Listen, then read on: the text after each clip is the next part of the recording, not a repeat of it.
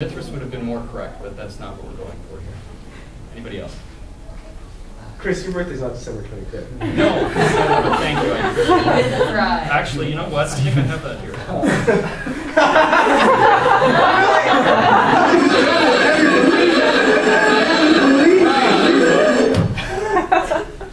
Any other guesses? Stephen Fry. No.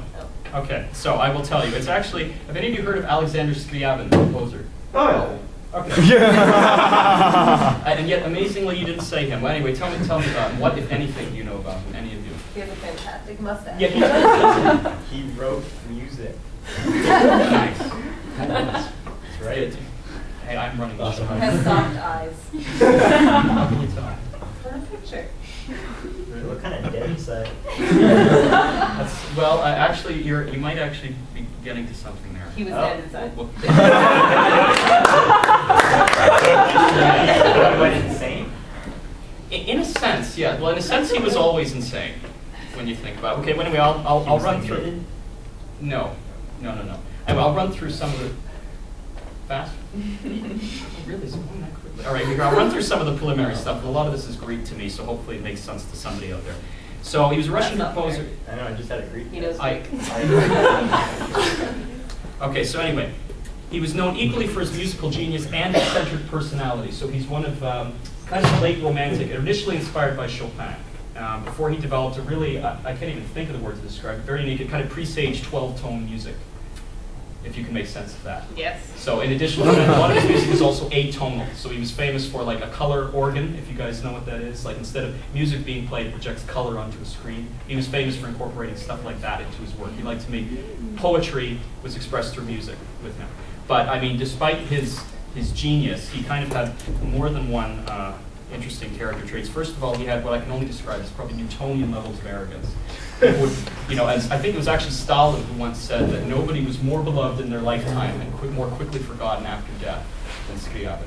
And so people would go up to him on the street and they'd say, "How's your music?" And he'd say, "Oh, it's the best. I mean, it's just nothing even comes close. I mean, just all those suckers before me." Are you saying he's exactly like you? Absolutely remarkably flat. So I was right when I said Chris Light. Well, I think we should give him the points back. I disagree. But so now, in addition to that, he was also rabid hypochondriac. Yeah, we're talking this way. Rabid hypochondriac his entire life, and also he believed that it was his duty that he was put on Earth to bring about the apocalypse, and he was to do that through his music. So whenever he composed a piece of music, it was with the intention that the Earth would open up and that a new world would kind of spawn out of it. And as he got older and continued to write music, he got increasingly angry that this never happened. So as a last resort, he actually began writing a really like an opus called Mysterium, which was supposed to be a week long. It was going to take place in the Himalayas, and it was going to be like music and dance. There was going to be scent and light. It was going to be this huge thing. But before he could finish it, he cut himself shaving, developed an infection, and died.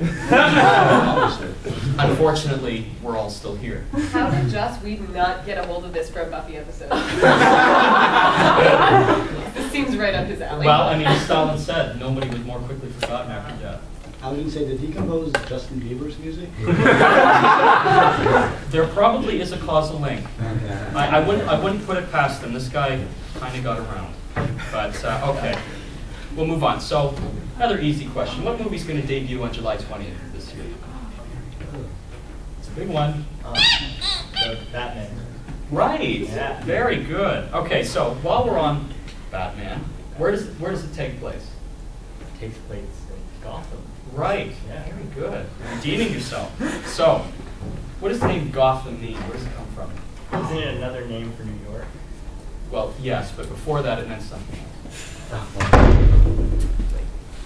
should know. Not in a sexual way. I wasn't even thinking about it in that way, but thank you for your editorializing. Anyway, I'll kind of give you a little bit of a head start. Well, Gotham originally refers to the village of Gotham in Nottinghamshire, England. And as legend has it, King John, what did he do? This is quick, come on. Oh, King John the Landless? Very good. Who did what? Magna Carta. Very good, yes. He wanted to build a hunting lodge in Gotham. And So I feel like I don't know anything. you're proving that with each passing day. That's the point of why you're here. Also correct. So anyway, he wanted to build a hunting lodge in the town of Gotham, but the people didn't want this because they didn't think their economy was big enough that they could actually support having So they a court hired there. Batman to stop him. In a way, yes. They all pretended to be insane in order to kind of freak the king out so that he'd go somewhere else. So they did stuff. They held a public convention. They tried to drown an eel in water, and then they put carts on top of barns in order to protect the wood from the sun. They do all these stupid things like that, and eventually they succeeded. King John ended up going somewhere else, and so the saying came up: the fools of Gotham, from the people who were associated with the king, but also the wise men of Gotham, because it was all a ruse. So it's kind of known jointly. But then, how did that come to be applied to New York City? Because they're all fucking crazy. Again, I'm looking for the link. Did King John decide to set up a hunting lodge there? It was misguided, to say the least. That's a bit of a commute. Yeah, it would have been. Well, he was King John the Lander. Anyway, okay, well, I'll tell you. It was actually thanks to Washington Irving. He had a brief publication with some other guy, meaningless, I can't remember his name, but anyway, it was between 1807 and 1808. It was called Salmagundi, or the Wigwams and Opinions of Lancelot Langstaff, Esquire, and Others. And it was a satirical publication about, it was a little bit like a precursor to Mad Magazine, kind of something like that. And in it, he used Gotham to refer to New York City, and that's where it eventually spawned out of. And then Frank Miller got a hold of it. Then how does that relate to Batman? Frank Miller? Well, yeah. Batman. Yeah, I know that, but I'm saying when it, okay, never mind. When it eventually got around to the Batman series and all the inspirations kind of, they all kind of drew in together. That's where the influence came from. Because by that point, Gotham had already been associated with New York City for over 100 years. So, okay. Now, actually, interestingly, Casper, do you know the Polish word for madhouse or insane asylum? Do you know actually? I was in my cousin's house, but actually, no, I have no idea. I'm Okay. I I was use it wondering. often. Sorry? I said I obviously don't use it often enough. Well, yeah, that's a shame. No, I was wondering because, well, some of you, especially those of you who are in Lit right now, if you're reading Crime and Punishment, the Russian word for madhouse is zholty dom, which translated into English literally means yellow house. So, normally in literature, especially with Dostoevsky, you'll have yellow associated with insanity. So that's kind of the opposite cultural, Very interesting. East versus West insanity. Yeah. So yeah, hopefully you get the idea. Okay, anyway. So Gotham has been synonymous with insanity ever since the villagers of Nottinghamshire developed a clever ruse to get the king to really sawed off. And it wasn't until Washington Irving came along that it became applied to New York City. Now, I'm going to show you a slide that has a bunch of different pictures on it. I want you to tell me who the odd one out is and why. Oh, you're crunching up my past here, aren't you?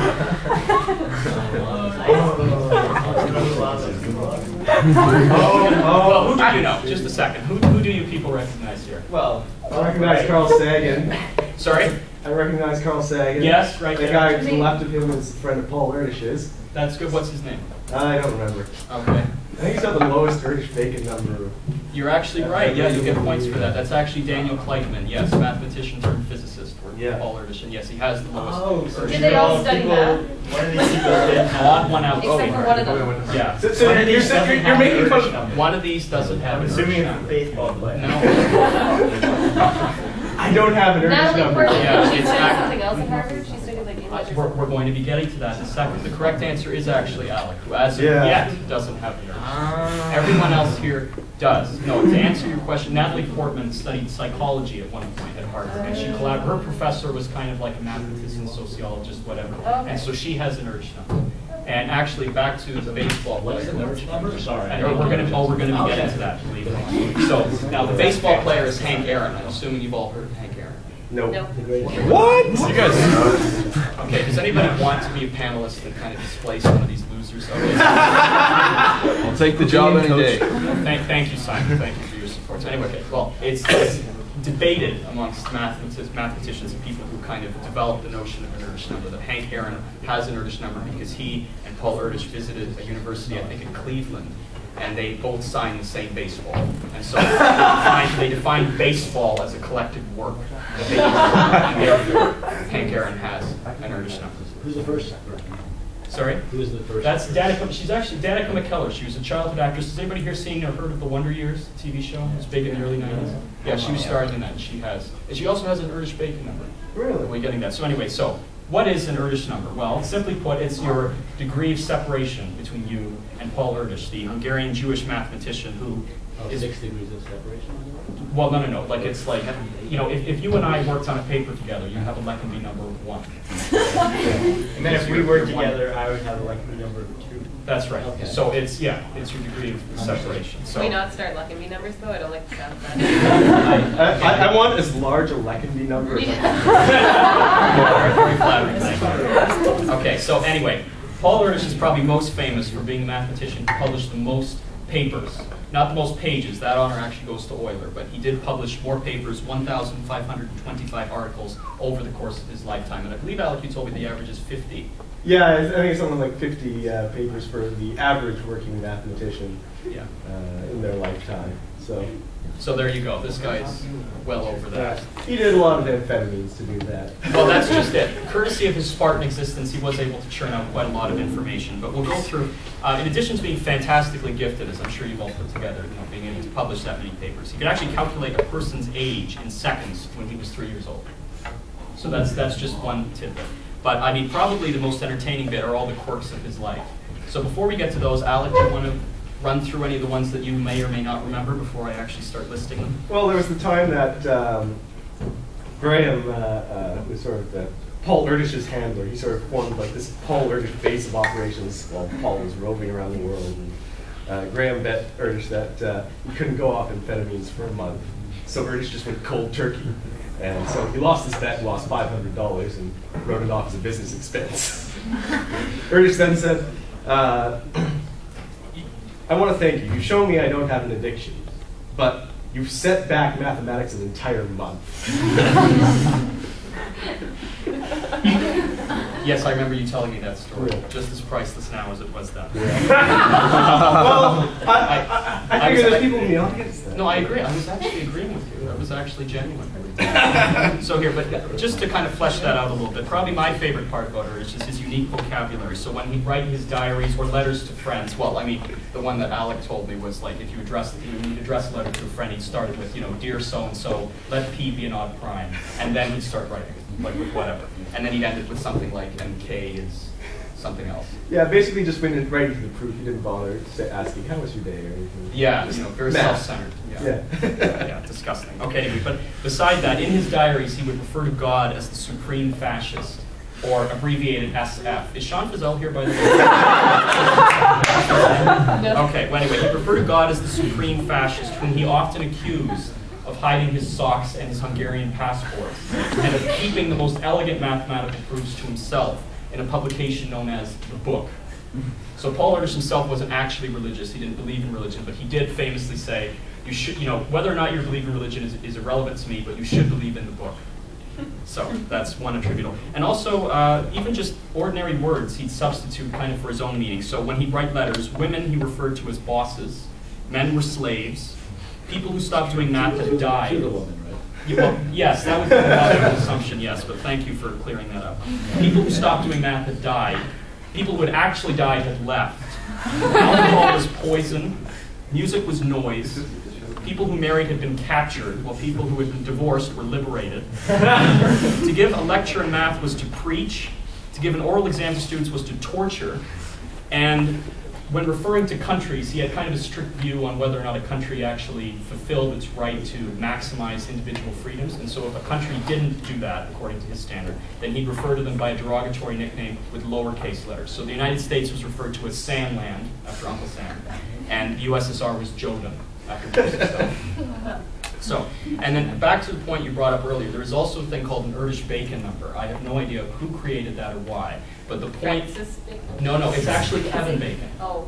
Yeah, it's... I've heard of that. Actually. Really? Well, please tell me Well, you more. can play like the Kevin Bacon game on IMDb when you have like the Internet Movie Database, and you have to get to Kevin Bacon in 6 clicks or less from any movie that you're on. It's like playing the Jesus game on Wikipedia. I haven't heard it either, but...